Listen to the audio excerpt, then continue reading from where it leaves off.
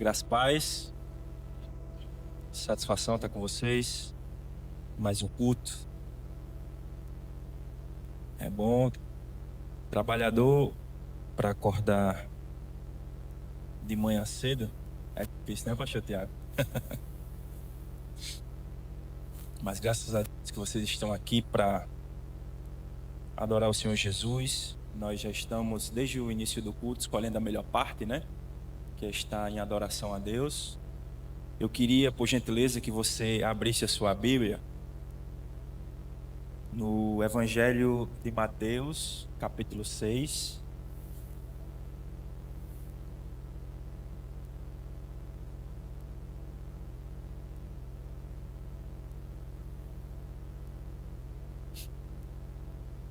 Evangelho de Mateus,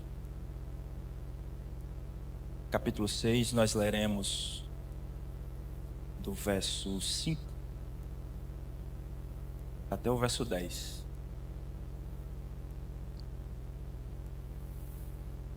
Aos que encontraram, amém. Aos que não encontraram, acompanha aqui no telão que dá certo também.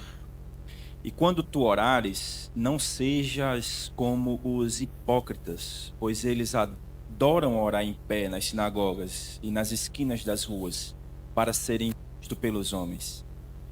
Em verdade vos digo que eles já receberam a sua recompensa. Mas tu, quando fores orar, entra no teu quarto e, fechando a tua porta, ora ao teu pai em secreto. E o teu pai, que vê em secreto, te recompensará publicamente. Quando vocês forem orar, não usem vãs repetições como fazem os pagãos, pois pensam que por muito falarem serão ouvidos. Não vos assemelheis a estes, pois vosso Pai sabe do que tendes necessidade antes de vocês pedirem. Orai, pois, da seguinte maneira: Pai nosso que estás no céu, santificado seja o teu nome. Venha o teu reino e seja feita a tua vontade na terra e no céu. Amém, queridos. Hoje, eu acho que esse microfone está falhando um pouco, né? Hoje, eu queria falar com vocês sobre vivendo sob o cuidado do Abba, ou então vivendo sob o cuidado do Pai. Para a gente entender um pouco aqui do que Jesus está falando, nesse texto do capítulo 6, a gente está em meados do Sermão do Monte. Está ali no meio. A partir do verso 5, Jesus vai começar a falar sobre as sedacás. As sedacás eram os atos de justiça dos judeus. Haviam as sedacás e os sadiques. Os sadiques eram os justos, as sedacás eram a justiça que eles praticavam. Na altura aqui do verso 5, Jesus vai falar sobre essas sedacás, que eram as esmolas, as orações e os jejuns. Você vai encontrar aí nesse texto que nós lemos, nesse contexto que nós lemos de capítulo 6. O judeu médio acreditava que a sua vida ou a sua pós-vida estava baseada no exercício das sedacás, no exercício dos atos de justiça. Quanto mais justiça eu faço, quanto mais eu oro, quanto mais eu jejum, quanto mais eu dou esmolas, mais sadique eu sou. Porém, aqui na altura do verso 5, Jesus ele vai quebrar este paradigma da religiosidade judaica. Ele vai dar uma nova roupagem, um novo significado. Inclusive, todas as vezes que você encontrar na Bíblia Jesus falando em verdade, Jesus está dizendo que agora a interpretação é do próprio Deus. Nos dias de Jesus, os mestres eram responsáveis por pegar a lei e traduzi-la, explicá-la para os seus discípulos. Então era normal você ver mestres sentados ensinando sobre a lei. Inclusive existiam mestres muito famosos nos dias de Jesus que falavam sobre esmola, sobre oração e sobre jejum, porque muito provavelmente era o tema mais recorrente, porque era o que determinava a sua pós-vida. esse era o contexto do que nós lemos aqui a respeito da fala que eu quero focar aqui no verso 9 e no verso 10, que é sobre a oração. Mas eu não queria falar, propriamente dito, de oração. Eu queria falar sobre o Deus da oração. Muito provavelmente, se você não estivesse aqui hoje, pela manhã, no domingo, muito provavelmente alguém estaria batendo na sua porta e perguntando para você: você sabia que Deus tem um nome? Acho que você já entendeu, né, pastor? Quem é que bate na sua porta no domingo de manhã? Deus não é um nome. Deus é um título. Inclusive, o próprio Jesus diz que quando a gente coloca esse título de Deus no dinheiro, o dinheiro vira um Deus. E o nome desse Deus, segundo Jesus, é Mamon. A gente também pode colocar essa etiqueta de Deus em muita coisa. Inclusive tem gente que coloca a etiqueta de Deus no próprio peito. E se você gritar Deus, ele vira para olhar. Quem foi que me chamou, né? Então Deus não é um nome. Deus é um título. Cristo, Messias, também não é um nome. O nome era Jesus, ou Cristo, ou Jesus, o Messias. É um posto, é um título. Na tradição de Israel, nós temos pelo menos 72 nomes atribuídos a Deus. E tem aqueles mais conhecidos que relacionam a nossa... determinam o nosso relacionamento com Deus. Por exemplo, quando o pastor chama alguém aqui para orar por cura, normalmente, em termos, a pessoa começa a oração dizendo: Jeová Rafa, o Deus que cura. Quando a pessoa está precisando, está passando por uma dificuldade, que inclusive isso é um equívoco bíblico, está passando por uma dificuldade que ele não consegue resolver, ele clama pelo Jeová Jirê. Apesar que Jeová Jirê quer dizer Deus proverá para si um cordeiro. Não é Deus proverá para si um carro, para mim um carro, né? Deus proverá para mim um bem material. Tem também o Jeová Nissi, o Senhor é a nossa bandeira. O Jeová e todos os outros Jeovás que você já conhece aí no evangeliquez, né? Porém, todos esses termos que utilizamos para nos relacionar, para entrarmos em contato com Deus, não necessariamente condiz quem Deus é. E aqui no texto, é interessante, no verso 9, que Jesus, ele vai falar no que está no contexto, do verso 5 até o verso 9, no que está no contexto a respeito de a forma que devemos orar, ou a motivação que deve nos levar a orar. E no verso 9 ele vai dar o modelo da oração. E aí no verso 9 ele vai começar dizendo: orais da seguinte maneira, aqui na minha versão: Pai nosso que estais no céu. Veja que, como eu disse anteriormente, o termo que nós utilizamos para nos referirmos a Deus determina muito a nossa busca com relação a Ele. O Jeová Rafa é porque eu provavelmente estou precisando de uma cura. O Jirê, muito provavelmente eu estou precisando de alguma coisa que eu realmente não consigo, Ele vai prover, eu estou desesperado, Ele vai prover. Então essas condições e esses nomes que nós damos a Deus, ou que foram dados a Deus dentro da tradição de Israel, normalmente se baseavam em uma relação de oração e resposta. Eu preciso e Deus me atende. Faça um exercício de introspecção e você vai perceber que em 90% das vezes que você vai falar com Deus, você vai falar porque você necessita de alguma coisa. Há aquelas orações que a gente faz que não é necessitando de nada. E o interessante é que normalmente essas orações que nós fazemos, que não necessitamos de nada, elas sequer expressam palavras. Existe um hino, os mais antigos, e é ruim eu falar esses exemplos, acho que vai revelar na nossa cidade. Mas não tem um problema não, está ficando velho. Tem um problema com velhice. Mas tem um hino antigo que diz que uma lágrima para Deus é uma frase. Há um teólogo, o Kuyper, que ele vai dizer que a oração não é algo que Deus ouve. A oração é algo que Deus vê. Normalmente essas orações que a gente não consegue expressar palavras, são aquelas orações que vão, ou que vêm, né? Que vêm daquele vão dentro de nós que às vezes nem nós somos capazes de acessar. Essa oração muitas das vezes revela em nós coisas que nem nós sabíamos que nós éramos capazes ou que nós sequer tínhamos aquela fé.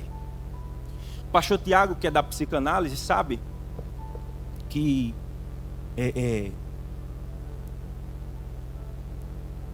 esse vão, esse lugar, esse local dentro de nós que nos impulsiona a agir, tem muita singularidade com aquilo que o Davi vai falar no Salmo, quando ele diz: Senhor, tu me sondas e me conheces. Aquele termo no original quer dizer: Senhor, tu me viras pelo avesso. Tu sabes o que eu não sei. Veja que quando o profeta vai até Davi anunciar o pecado, Davi, o que é que Davi responde para o profeta? Esse aí tem que mandar matar. Esse aí tem que... Por quê? Porque Davi não consegue, mesmo tendo cometido o pecado, olhar para dentro dele e acessar aquela maldade que agora ele está condenando. Sabe aquela coisa daquela resposta? Eu citei o pastor Tiago porque eu lembrei de um exemplo de um pastor que fazia análise e ele disse que, fazendo análise, o analista não respondia muito, não interagia muito com ele. E aí um dia ele fez: você não vai me dizer não o que eu tenho que fazer, o que está acontecendo comigo? Ele fez: não vou dizer não. Esta é a hora de você falar. Me fale o que você está sentindo. E aquilo deu para ele uma raiva. Ele disse: na hora eu tive uma raiva. E essa raiva fez ele olhar para o analista e dizer assim: eu estou com ódio de você. Porque você não diz o que eu tenho que fazer. Eu tenho uma raiva. A vontade que eu estou aqui é de bater em você. Porque eu pago a bendita da análise e você não me dá uma solução. Quando ele disse aquilo, o analista sorriu para ele e fez: é este lugar que você precisa acessar. Aquele que só Deus é capaz de esquadrinhar.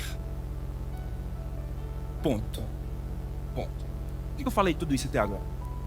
Que Jesus vai começar o verso com um termo: Pai. Esse termo Pai, existem duas traduções aqui para esse termo Pai.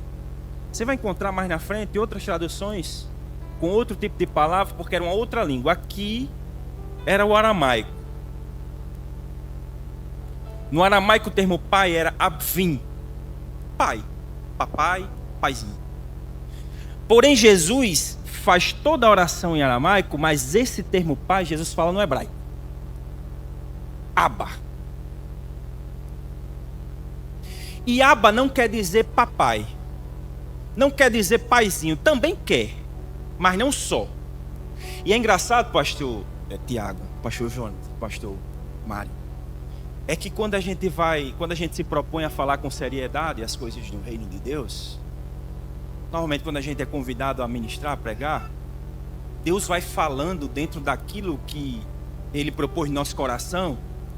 Quando a gente chega no culto, parece que Deus já vai ministrando ali ao seu redor. Eu sentei ali E atrás de mim tem uma moça tinha um casal, na verdade não está mais, com uma criança de colo. E a criança saiu aqui no corredor e o pai olhou assim para ela. A criança olhou para o pai dela ali e fez pá, e abriu os pés. O Abba não quer dizer pai, papai ou paizinho, não é isso. O Abba aqui é como que um balbuciar de uma criança. Um pá. O Talmud diz que o termo Abba é como uma criança, é a expressão de uma criança que saboreia o trigo. Em Israel, a criança ela começava a saborear o trigo quando ela era desmamada. Hoje em dia a nutrição chama de, tem uns termozinhos, né, que sai da transição alimentar, é isso? Introdução alimentar. Ou seja, é aquela fase da criança que ela está aprendendo a comer e a falar. A comer e a falar. Só que ela troca, quem é pai sabe, ela começa a trocar as palavras, ou então fala as palavras pela metade. O filho do Jonathan, quando disse pai a primeira vez, não fez papai, pá, ou papai, paizinho, fez pá, ou papá, a boca chega mole, né? Papá. O que é que isso significa? Esse balbuciar de uma criança, esse pá, essa coisa da inocência, ela é anterior ao conceito. Vocês estão me entendendo? Ela é anterior ao conceito. Porque a minha mãe, quando eu chegava para ela, adolescente, eu perdi ela na adolescência, mas quando eu chegava para ela adolescente, eu dizia, mãe, preciso disto. Ou mãe, preciso daquilo. Quando eu falava mãe, haviam muitos significados naquele mãe. Foi a mulher que me criou, foi a mulher que me educou. Se fosse o pai, né? O pai que me educou, o pai que me manteve, o pai que cuidou de mim. Existe uma anterioridade ao termo. Eu sei o que aquele termo significa. Quando uma criança olha para o pai e começa a dizer as primeiras palavras e ele fala pá, ele não sabe o que ele está falando. Não existe conceito. Se eu colocar uma criança aqui que está aprendendo a falar em cima desse púlpito e o pai dela passar aqui e ele dizer pá, ele não vai ter um conceito na mente dele de, olha, está passando o meu progenitor. Olha, está passando o meu comprador de fraldas. Olha, está passando o marido da minha mãe. Não existe conceito. Então, quando Jesus expressa o Abba, Jesus está dizendo que a oração, ela precisa ser antecedida. Veja que nos versos anteriores, Jesus vai falar sobre o modo que devemos chegar até Deus. As nossas orações, elas não precisam ser sustentadas em cima do impressionamento dos outros. Eu não tenho que falar com Deus para que as pessoas entendam ou vejam que eu sou eloquente na minha oração. Isso não serve só para oração.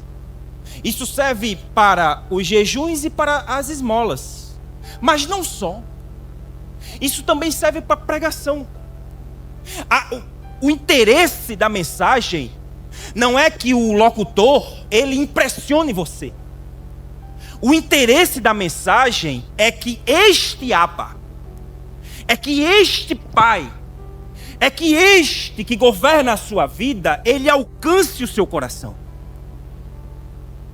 Então Jesus está trazendo essa ideia. E quando ele chega e ele expressa Abba, o que ele está dizendo é que nós devemos chegar até Deus como uma criança inocente, que não se relaciona com Deus numa relação de barganha. Uma criança não entende a necessidade que ela tem de comer. Ela não entende a necessidade que ela tem de brincar. Ela não entende a necessidade que ela tem do pai ou ela tem da mãe. Aquilo é um ato que simplesmente existe nela. Talvez eu não saiba explicar em termos técnicos. Tem um psicólogo aqui, né? O meu amigo Johnny. tem um psicanalista, puxou Tiago, talvez não esteja falando os termos técnicos, mas está dando para entender, né? Uma criança, ela não tem a noção. É por isso que se botar ela aqui em cima do púlpito e ela começar a caminhar aqui na ponta, se levanta um bocado de adulto para segurar ela. Porque ela não tem a dimensão do mundo à sua volta. Quando Jesus fala Abba, é como se Jesus estivesse dizendo: se jogue na oração. Entre na oração sem conceitos. Entre na oração sem prerrogativas. Entre na oração sem tudo aquilo que você construiu ali toda a sua vida. Entre na presença do Abba. Entre na presença do Deus que, independente do que pode te oferecer, ou independente do que você pode oferecer para Ele, está sentado no trono, aguardando a tua voz. Chamar Deus de Abba realmente normalmente tem conceito, tem posterioridade, aliás, anterioridade, não tem posterioridade. Se relacionar na categoria do Abba é se colocar na posição que Jesus se colocou. E aí eu quero abrir um parênteses. Paulo vai falar aos filipenses que Jesus, tendo forma de Deus, não tomou por usurpação ser igual a Deus, antes aniquilou-se a si mesmo, foi achado como servo foi fiel até a morte e morte de cruz, e Deus o exaltou soberanamente, que lhe deu um nome que está acima de todo o nome. Jesus está chegando a Deus nesse balbuciar de um filho que fala com o pai, porque não existia na história de Israel ninguém que tivesse se referido a Deus como pai. Deus não é pai, Deus é Senhor. O Senhor que, se você pisa fora da faixa, vá. O Deus sujeito ao mandamento. O Deus que não perdoa, o Deus que pune. Quando Jesus inaugura essa expressão Pai, gera escândalo. Porém, inaugurar essa expressão Pai é fazer com que o povo reconfigurasse todas as suas sedacais. O que é sedacá que eu falei no começo da mensagem? Atos de justiça. Quando você se relaciona com Deus sob a perspectiva do Rafá, do Jirê, você quer algo de Deus. Quando você se relaciona com Deus na perspectiva do Abba, você quer Deus. Quando você se relaciona com Deus na perspectiva de qualquer nome que você dê para Ele, você está construindo uma relação de troca. Quando você se relaciona com Deus na perspectiva de pai, uma criança não quer o pai por troca. Uma criança quer o pai porque precisa do pai. Sem o pai, ela não vive. Um bebê, uma mãe, amamenta um filho, não é porque o filho quer ser amamentado. Uma mãe amamenta um filho porque, se o filho não for amamentado, ele morre. Se relacionar na categoria do Abba é entender que, se eu não vejo Deus como pai e construo essa relação, eu simplesmente morro. E você sabe o que é construir com Deus uma relação de troca? É morte espiritual. Porque você, de fato, não entendeu nada do que o Evangelho quis dizer para você.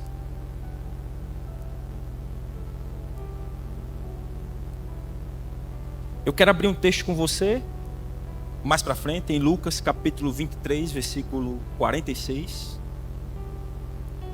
Que é o segundo momento que Jesus utiliza o mesmo termo. Veja, no capítulo 6 de Mateus, Jesus vai falar sobre a relação do Abba na oração. No capítulo 23 de Lucas, verso 46, Jesus vai falar em outro momento, utilizando o mesmo termo. E Jesus gritando em alta voz, para quem não sabe do que se trata esse texto, é da sua crucificação e da sua morte. E Jesus gritando em alta voz disse: Abba, em tuas mãos entrego o meu espírito. E tendo dito isto, ele rendeu o seu espírito.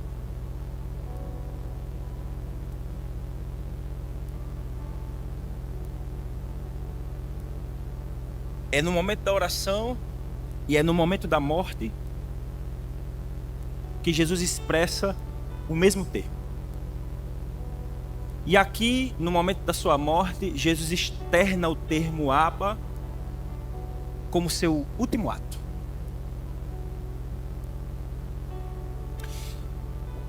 Eu não sei, eu não posso dizer, e acredito que ninguém pode dizer, mas a gente pensa, a gente reflete. Talvez Jesus tenha falado Abba aqui na crucificação, porque talvez o peso do seu coração, do peso do seu corpo estava todo sobre o seu coração. Quando você é crucificado e você está pendurado, você tende a fazer força para as dores saírem de suas mãos, mas quando você faz força, aliás, para a dor sair do seu peito, mas quando você faz força, as dores vêm para suas mãos e você fica nesse dilema. Existe um livro de um médico que vai falar sobre como procedeu a crucificação de Jesus, e ele vai falar sobre cada ponto. E ele diz que, muito provavelmente, na crucificação, Jesus estava tentando tirar força, tentando colocar força nos pés e no corpo para as dores das suas mãos pararem, mas ele sentia as dores das mãos e deixava o corpo cair novamente, e o peso do seu corpo esmagava o seu coração. Talvez, muito provavelmente, Jesus fala esse Abba porque ele estava sob profunda agonia. Mas é esta agonia profunda, e é quando nós estamos em profunda agonia, que normalmente nós procuramos Deus com a mais profunda humildade. É naquela hora que você diz: eu não sei mais o que fazer, eu não tenho mais para onde ir, o que eu sinto unicamente é dor, é sofrimento, eu não tenho resposta, mas eu também não sou digno de chegar diante do Senhor, porque muitas das vezes nessa hora de agonia e de sofrimento você se sente culpado. Você acha, não é o caso de Jesus, tá? Estou conjecturando para a gente. Talvez você se sinta culpado por algo errado que você cometeu, um pecado que você olhou e disse: como eu caí nisso? E aquilo mexe de um jeito com você que faz o homem de 2 metros, 120 quilos de musculatura virar uma criança. Porque você percebe que a força do seu braço não resolve. Você percebe que a força da sua inteligência não resolve. Veja, Salomão em Eclesiastes diz que não é dos ligeiros a corrida, em Eclesiastes 9, nem dos inteligentes a riqueza.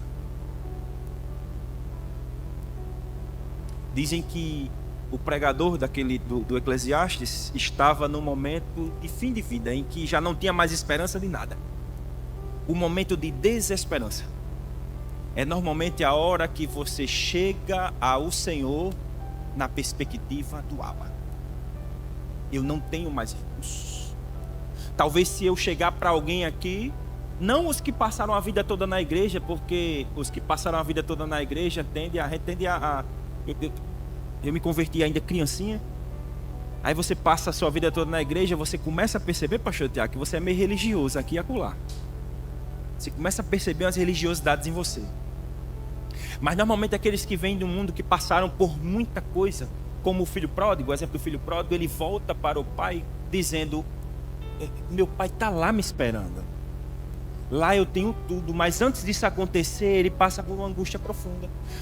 Você que passou por situação como essa, muito provavelmente chegou no limite da sua força e a única coisa que você sabia dizer era: Abba.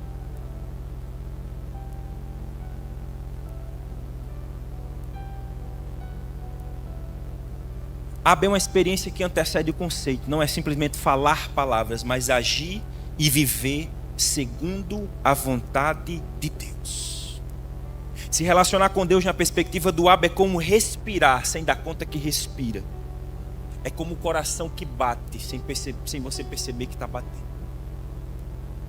O convite de Jesus a esta oração na perspectiva do Abba é um convite a viver profundamente e plenamente o Evangelho.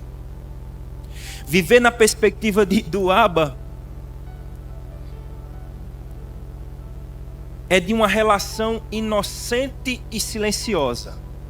E aí é interessante porque a gente entra em um paradoxo. Esses dias eu estava conversando com um amigo, inclusive foi com o John. E a gente chegou à conclusão que parece que quanto mais a gente conhece o Evangelho, menos a gente conhece. O camarada que está lendo a Bíblia e o peito dele está inflando, é porque ele não está conhecendo o Evangelho. Porque o cara que começa a ler a Bíblia, ele começa a olhar para dentro de si e ver que ele não é nada. O camarada que começa a ler a Bíblia, ele começa a entender a origem do Evangelho, a raiz do Evangelho, as coisas que o Evangelho tem, ele não quer ocupar cadeiras. O camarada que se aprofunda no Evangelho e vive o Evangelho, ele não está disposto a entrar em brigas nem em debates. O camarada que começa a entender o Evangelho e viver o Evangelho, ele faz aquilo que Jesus disse que é o mandamento mais difícil. Não, é amar o inimigo. Amar quem concorda conosco não é viver na perspectiva do Abba. Viver sobre a perspectiva do Abba é amar quem nos odeia. É amar quem quer nos passar a perna. É amar quem está confabulando contra nós. É amar aquele que diz o que nós não queremos ouvir. Porque nós gostamos de palavras que amaciam o nosso ego. A gente gosta de orar, de cantar, de pregar e ouvir alguém dizer: como você cantou bem hoje? Como você pregou bem hoje? Como você estava bonita hoje? Como você estava bonito hoje? Como você está magro? Ou magra, as mulheres que ligam mais para isso, né? Dizem, pastor Jonathan e pastor Tiago, que toda mulher bonita é casada com barrigudinho. A minha eu acho que é bonita.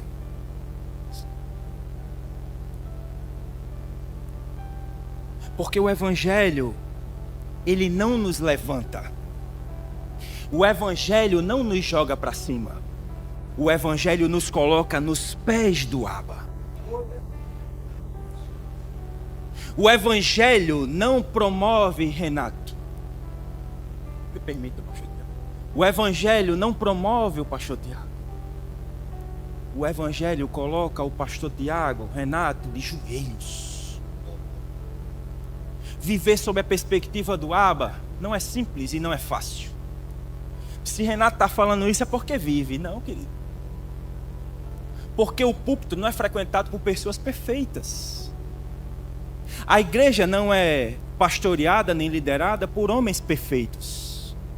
Mas a igreja precisa ser governada e frequentada por pessoas imperfeitas, mas que querem se relacionar com o Abba.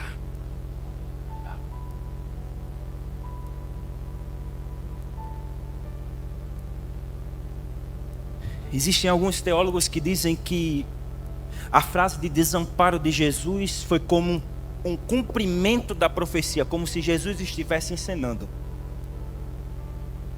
Jesus não estava encenando na cruz.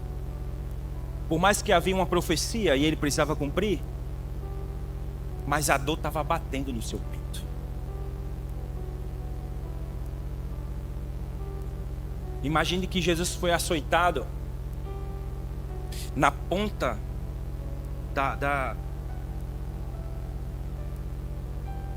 é pelo que de usar um termo, é um termo meio feio, né? Na ponta do chicote, melhor, né?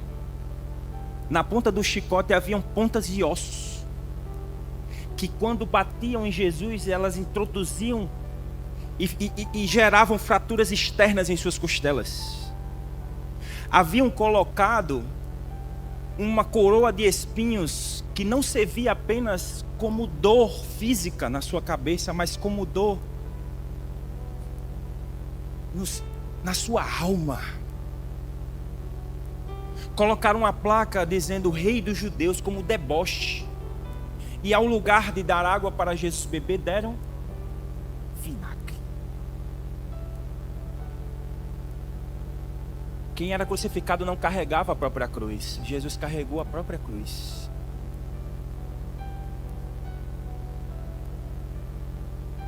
É crucificado no meio de dois ladrões. Ao olhar lá de cima, Jesus cumpre o mais difícil dos mandamentos. Porque os amigos tornaram-se inimigos, porque foram embora. O abandonaram. Quando Jesus olha para os seus algozes, Jesus diz: Pai, Abba, perdoa-lhes. Eles não sabem o que fazem. Quem é que tem, no curso do Gerações vai ter gestão emocional? É? Quem é que tem gestão emocional nesse nível, pastor João? Eu sou incapaz. Se eu fosse Jesus, eu desceria da cruz com todo o poder e glória que tinha sido me dado. Porque a gente é assim. Desceria da cruz e disse: aqui que está Deus.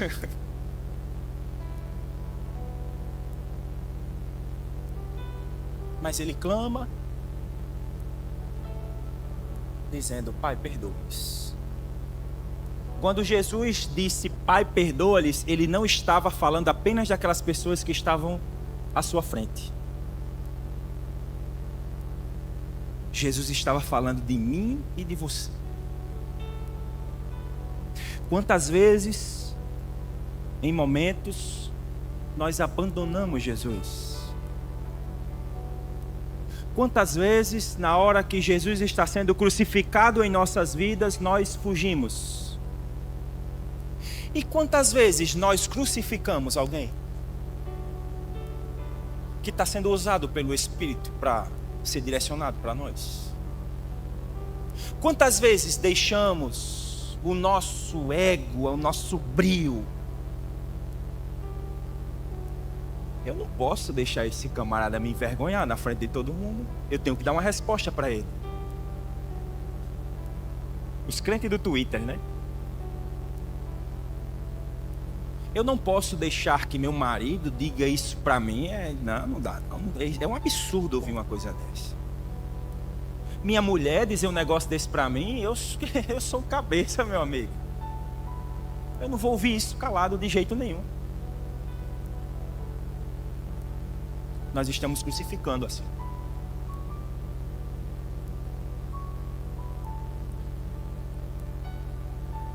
E eu quero encerrar dizendo: Jesus inicia perguntando por que foi desamparado. Pai, Deus meu, e aí eu tenho que ele usar Eli, Eli. Por que me desamparaste? Mas termina dizendo Abba.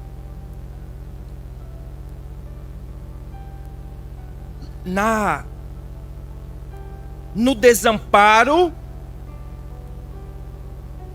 e na confusão é Eli, Deus. Mas na ascensão na aceitação e no cumprimento da promessa é Abba. Para a lei é Eli. Para a presença do Espírito Santo que nos convence do pecado, da justiça e do juízo é Abba. Eu falo com Deus e Deus não me ouve. Não fale com Deus, fale com Abba. Eu clamo, eu peço, mas parece que o teto está de bronze. Quem você está chamando? Deus ou Abba? Porque quando um marmanjo de 20 e poucos anos que mora na casa da mãe diz: mãe, onde é que está o feijão para mim comer? A mãe diz o quê? Olha aí no fogão. Agora quando é uma criança que chora e a mãe sabe que o que ela está precisando é comida, ela levanta e vai lá dar. Queridos, talvez Deus não esteja nos respondendo porque a gente está falando com Deus como um marmanjo de 30 anos. E a gente sabe o que a gente tem que fazer, o pecado que tem que deixar, mas a gente está lá, sofrendo as consequências do pecado e perguntando por quê, por quê. Porém, quando a gente chega diante do Senhor como Abba, eu não sei, eu olho para todos os lados e eu não tenho saída, a única saída que eu tenho é o Senhor. Quando isso aconteceu com a humanidade, quando não tinha mais solução, o próprio Deus se levantou do trono, se fez carne e habitou. Viver na perspectiva do Abba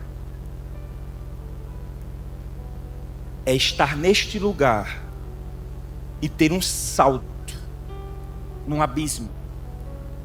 E ao saltar no abismo, encontrar os braços do Pai. Por aí afora diz que fé é colocar o pé e Deus colocar o chão, né? Isso aí é viver na perspectiva do Abba. Porque se for colocar o pé onde Deus não quer colocar o chão, você vai cair. Mas quando você vive na perspectiva do Abba, você coloca o pé e Deus coloca o chão. No momento do desamparo, agimos como nas experiências dos sucessos e dos fracassos. Mas nós não podemos viver na perspectiva do sucesso e do fracasso, da tentativa e erro. Como que quem está querendo saber qual o caminho que Deus vai me dar. Às vezes o caminho está na sua frente. E o Abba está lá só esperando para segurar a sua mão e caminhar junto com você. Fique de pé comigo nessa manhã. Eu quero encerrar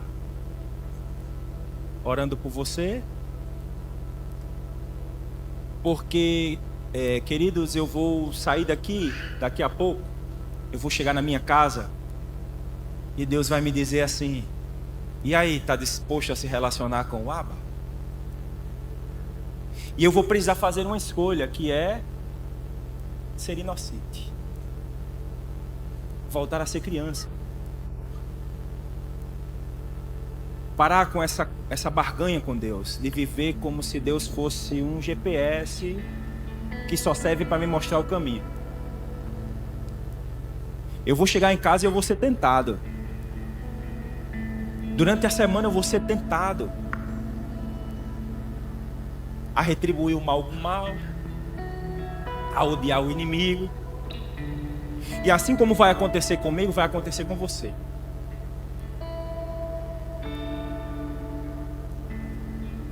Mas eu quero fazer uma oração nessa manhã, pedindo ao Senhor para nos dar a simplicidade de uma criança. Para Deus tirar de nós toda essa altivez. Não para a gente ser tolo, besta, como diz o outro, né?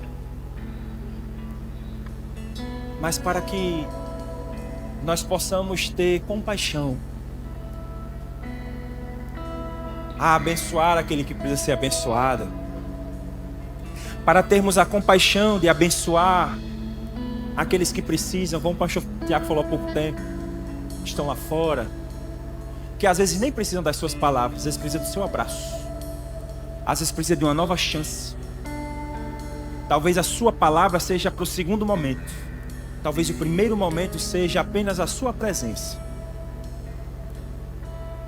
Eu quero orar para que quando você chegar em casa, se você deixou uma pendência, você resolver. E se você puder resolver agora, assim que terminar essa oração, mandar uma mensagem para alguém pedindo perdão, dizendo: eu não quero me relacionar com você assim, porque quando eu firo você, eu estou me ferindo, porque nós fazemos parte do mesmo corpo. Se eu ferir o pastor Tiago, eu acho que eu estou ferindo o pastor Tiago. Se eu ferir o pastor Mário, eu acho que eu estou ferindo o pastor Mário. Mas eu não estou ferindo eles, ou não só eles. Eu estou ferindo a mim mesmo, porque nós estamos no mesmo corpo. É como se a mão resolvesse arrancar o olho. Todo o corpo padece. Então eu quero orar para que talvez você tenha que colocar aquele olho que você arrancou de volta no lugar. Fazer um transplante de olho do corpo de Cristo. Ou fazer com que o sangue volte a circular nas veias da igreja. Porque existe na igreja, é muito difícil falar isso. É muito difícil falar isso. É muito difícil falar isso. Mas precisa ser dito. A igreja, muitas das vezes, compartimentada, é cada um por si. Eu não vou contribuir com o ministério do irmão fulano, porque eu tenho o meu ministério para dar conta. Eu não vou fazer isso porque fulano vai aparecer. Fulano gosta de aparecer.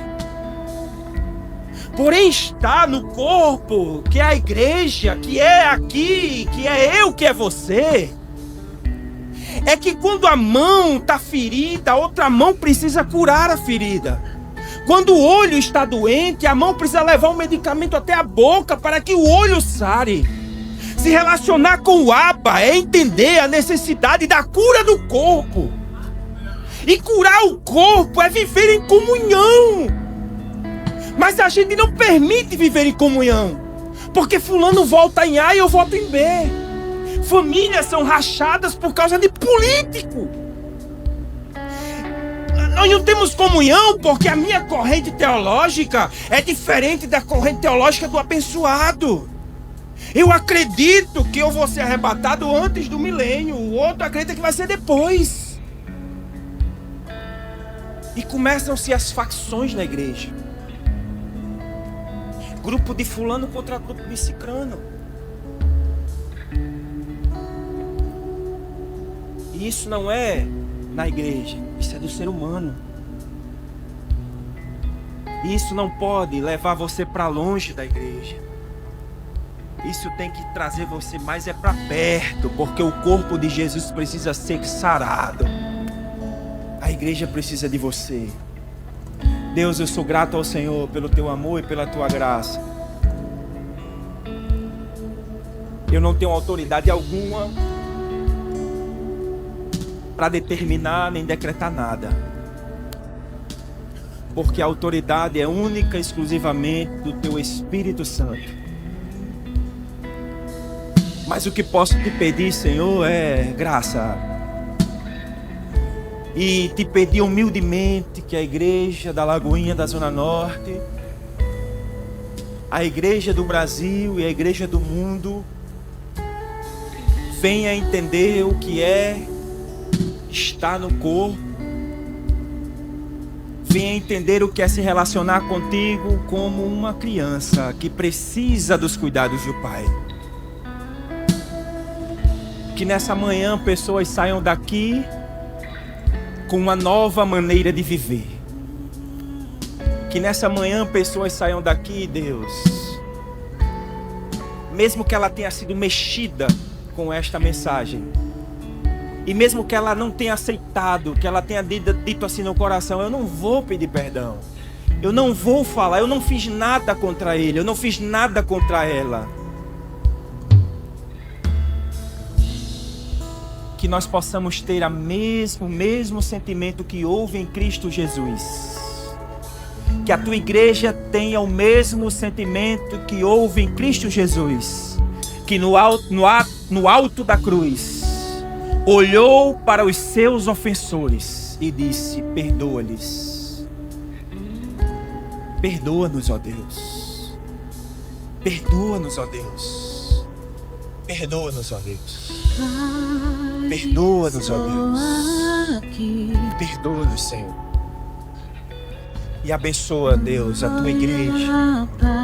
Que a tua igreja sinta a presença do teu Espírito. E que seja como criança, dependente completamente do Senhor.